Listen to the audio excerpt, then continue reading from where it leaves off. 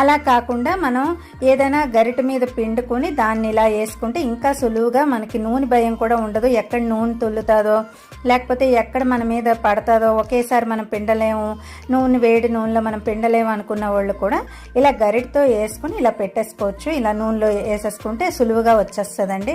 కొంతమంది బిగినర్స్ అంటే ఇప్పుడే స్టార్ట్ చేసిన వాళ్ళకి ఇది చాలా సులువుగా ఉంటుందని ఇందులో చూపిస్తున్నాను. అలాగే మిగతా జంతికలు కూడా ఒక్కొక్కటి ఇలా వేసేసుకోవాలి. ఇప్పుడు వెంటనే కదపకూడదండి. ఇందులో మెత్తని జంతికను కూడా మేము తీసుకుంటూ ఉంటాము. అంటే ఎక్కువ ఏగకుండా తీసేసుకుంటే మనం వేసిన 5 మినిట్స్లోనే మనం తీసేసుకుంటే అది మెత్తగా ఉంటుందండి. ఆ జంతిక కూడా సూపర్గా ఉంటుంది.